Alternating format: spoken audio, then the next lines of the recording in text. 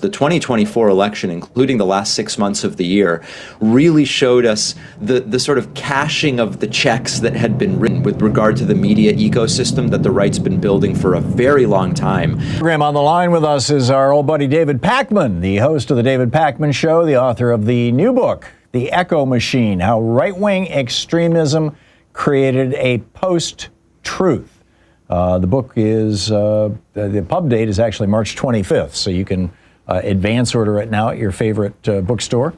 DavidPakman.com is his website, and also David Pakman, Pakman, on Blue Sky. David, welcome back to the program. It's been a while since we've talked. I got an advance copy of your book several months ago, and I've read it. I think it's just absolutely brilliant.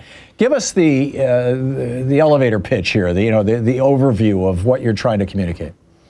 Really 3 points, and great to see you, Tom. Number one is that Trump is really a consequence of a process that started really with racist resentment as the civil rights era started in the late 1950s, and that going through Reagan, Gingrich taking over control of the House of Representatives in '94, Bush, resentment against Obama. Really, this is the path that led to Trump, number one. Number two, that a lot of the problems that we're often told by the American right wing that we just can't solve. We're too big of a country to do what Scandinavia does, and we're too mixed a country to do what Portugal does. That's really not true. And we look at 5 different progressive successes of social democracy. And then number three, that a lot of the problems we're facing, once people are 40 and engaged in politics, they're tough to fix. They really need to be fixed much earlier with critical thinking and media literacy. And schools are really failing kind of by Republican design to teach those things.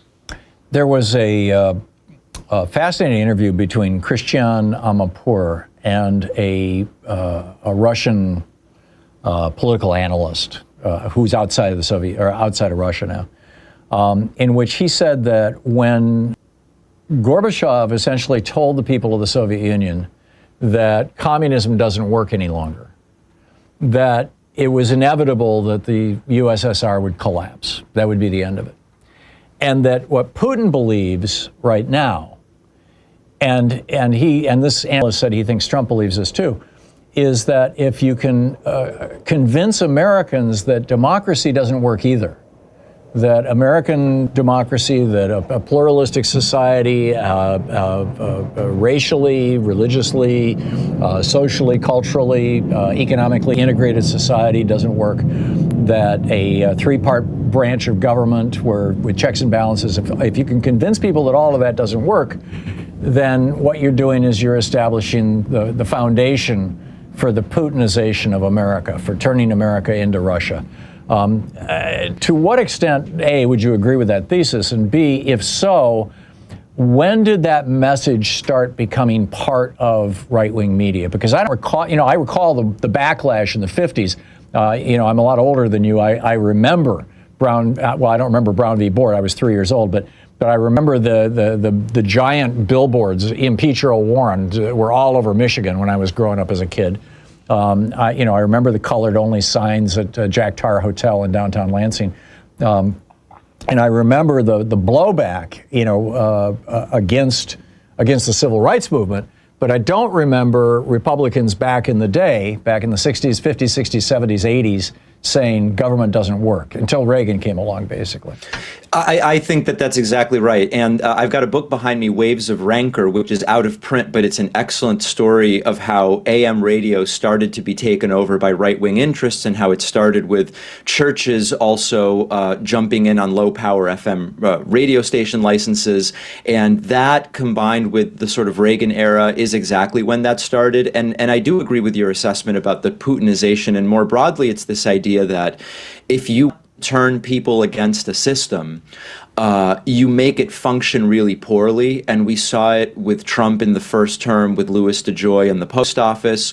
We're seeing it now with concerns that it's conceivable, depending on how far Musk and Trump get with Doge, that there could be delays or interruptions to Social Security disability payments, or that instead of taking 9 months to get your initial benefits, that it could take much longer. All these things make people say this system isn't working well, and that creates a pretext for maybe saying, I don't know, maybe we should privatize. Maybe elements of this would be better served by private interests, at least as far as Trump and Musk see it. And I do think that when that became prevalent was with the advent of AM radio in its sort of modern format during the Reagan era. Yeah, I'm with you. So if we look at the people who funded all this stuff, I mean, you know, the high-profile guys, of course, in the early days were the Koch brothers, but before them it was the Hunt brothers down in Texas. Those were the people that Dwight Eisenhower wrote about in his 1957 letter to his brother Edgar, saying, you know, their number is small and they are stupid. And you know, since then we've seen not just other American right-wing billionaires, but right-wing billionaires from around the world throwing money in to these kind of campaigns and these kind of things. You've got the Saudi Prince Mohammed bin Salman and his buddies, his family, helping Elon Musk finance the purchase of Twitter, for example. So what is in it for these billionaires? Is it that they just cynically don't like democracy? Is it that they really believe, you know, the Ayn Rand theory that you know, all good things come from private enterprise and all bad things come from the state? Is it, you know, what is motive? Is there a singular motivation? I don't think there's a singular motivation, but I do think that at the end of the day, if we wanted to boil it down, it would be ultimately what's best for me and what sort of infrastructure and framework can I create that would be most useful to my interests. And this is now not in the book, but it's something I've been talking about a lot recently, which is the 2024 election, including the last 6 months of the year, really showed us the sort of cashing of the checks that had been written with regard to the media ecosystem that the right's been building for a very long time.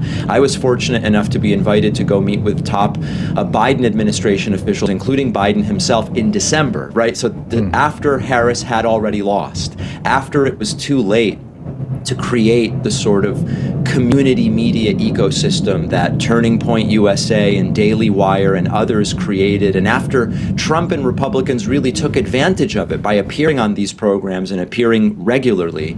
And we talked about the fact that we simply do not have on the left that which exists on the right. And as you're pointing out, it goes back a very long time. There just isn't an equivalent funding structure.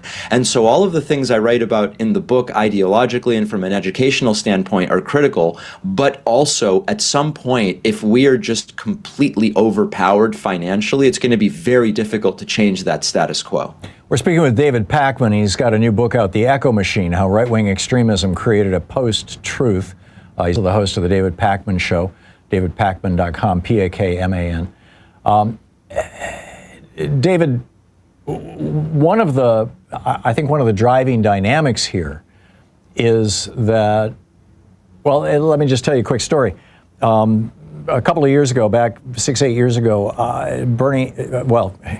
I just revealed. A United States senator, who shall remain unnamed, invited me to his office to a meeting with a billionaire who owned about 800 radio stations. And the senator said, you know, why don't you put Thom's show on some of your stations? You've got, you know, 300 or 400 of these stations are carrying right-wing programming all day long. Shouldn't you have a little variety? And the guy said, just bluntly, he said, I'll never put anybody on here who wants to raise my taxes. Then a couple of months after that, we had Morris Pearl on the program, the co-founder of the Patriotic Millionaires. And he made the point that he and his fellow wealthy guys who are funding Democrats are actually funding politicians who are promising to raise their taxes. And that is a very difficult dynamic, particularly for people who are primarily motivated by money, which is most billionaires. So how do we deal with that? I mean, we used to have guardrails that were put into place, you know, from the Tillman Act in 1907 that made it a federal felony for any corporation to give money to any candidate for federal office, to the campaign finance limits from the 1970s, you know, that came out of the Nixon bribery scandals. But that all got blown up with Citizens United. I don't think there's one solution, but one of the greatest kind of inoculating forces that exists against falling for this stuff in the first place is if kids just start learning how to decipher media messages for themselves, how to think critically, how to evaluate whether an argument makes sense, whether they're looking at a primary source when they're looking at some kind of report or commentary or news, or whether they're looking at opinion. It's such basic stuff. And for the book, I look at how Finland does it.